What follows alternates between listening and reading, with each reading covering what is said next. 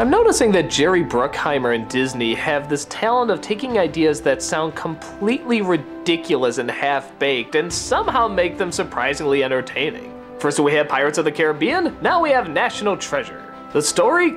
Get a load of this. Apparently our founding fathers weren't just trying to make this nation a free nation, but they were also hiding this ancient treasure. That's right, a giant treasure that they believe shouldn't belong to any one man. So they left clues in all their giant landmarks and, of course, only one crazy treasure hunter can actually locate it. He's played fittingly enough by Nicolas Cage, who tries to tell everybody that there's a treasure map on the back of the Declaration of Independence, and big shock, they don't believe him. But he's being chased by a villain played by Sean Bean, who surprisingly doesn't die in this movie. God, I think that's a first. Who's trying to collect the treasure for himself while Cage is just doing it to restore his family name. Along the way, there's car chases, shootouts, a romance, a comedic side character, all that good stuff. So I'm not gonna lie, I was really ready to hate this film, especially from watching the opening.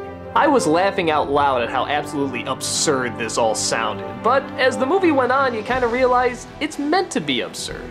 But not to the obnoxious point where it's always winking to the camera, it still takes it really seriously, and that's where a lot of the comedy comes from. It actually reminded me a lot of the new show Sleepy Hollow. Yeah, that idiotic setup where the Headless Horseman has a machine gun. But you find yourself actually enjoying it because they do take their stupidity so seriously. And at the center of it is Nicolas Cage, and he is the reason this film works. I think with any other actor, this film would have died. Nobody could find that exact balance of kind of kooky but kind of serious at the same time as him. The way he talks about these ridiculous ideas, he knows it sounds insane, but he's not really rolling his eyes. He's sort of just stating the facts and saying, will you help me or not? But he's not a stick in the mud either, he's still a little kooky. That's very tough to pull off and still have people want to follow you, but he does a really good job.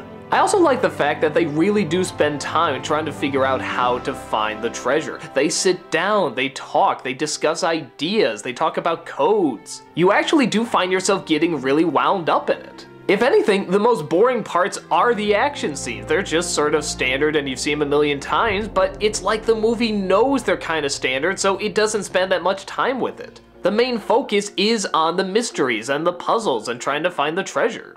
And it's strangely really fun and you get into it. I'd say that if you tell yourself there's no way you're gonna like this idea, then it's gonna be exactly that, an idea you're not gonna like. But kinda like with the Herbie movies, if you have even the slightest interest or the slightest wiggle room, my guess is this movie might win you over. And I also like the fact that you really forget it's a Disney film. The way they talk, the way they act, you don't associate it with that typical kind of Disney way.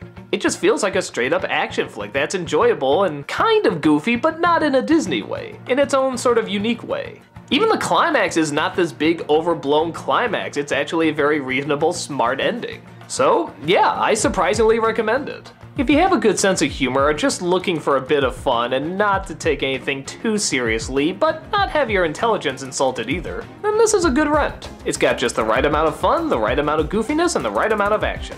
Go ahead and discover it for yourself.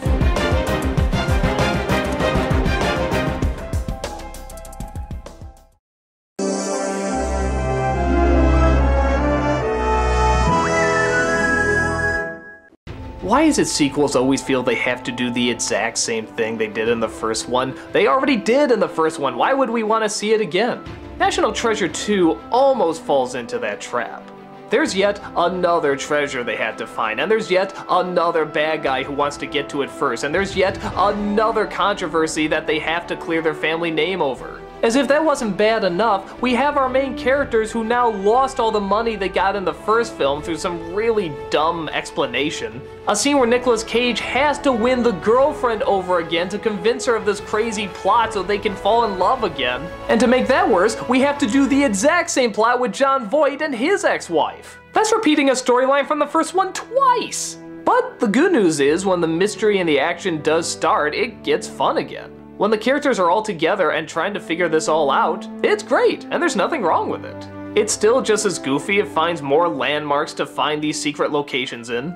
There's more puzzles, more silly quests. And there's more trailer fodder. Like, remember in the first film when he says, "I'm gonna steal the Declaration of Independence"? Well, now this one is, "I'm going to kidnap the President of the United States." Yeah, scenes like that are groaners, and anytime they try to recapture the setup of the first one, it fails, and it's stupid, and it's pointless. But, again like the first one, when they try to focus on the actual treasure hunt element, it's still a lot of fun. It's still goofy, it's still silly, but you still find yourself getting wound up in it. Ed Harris is a good bad guy, that's Helen Mirren as the mother, and yeah, even though they have her and Jon Voight complain a lot, when she's not doing that, she's a lot of fun. I just don't get why they have to separate these characters and start them at square one again when you don't really need to. Why couldn't they keep the money and use some new devices to find this stuff? How come nobody believes them again? Wouldn't it make sense from the first film to believe this guy, that maybe if he sounds crazy he might actually be correct about it? But there's still some really good, decent scenes. For example, there's this moment where the president is left alone and, like he said, he kidnaps him. But the conversations he has with him are actually kind of fun and engaging. I really enjoy the dialogue where he talks about the importance of his ancestors and his family name. I think it actually does it much better here than it does in the first film. But it pretty much leads exactly where you think it's gonna lead. They find the treasure, they even sort of reveal the treasure in the same way with lighting the torches. The treasure kind of looks the same as the first film. But I'll admit, for the puzzle elements and the adventure and the journey, I still kinda like it. I can't bring myself to actually say don't see it because all the stuff that was good in the first one is still good here. At least when it comes to the treasure hunt. Everything else, man, it's not needed.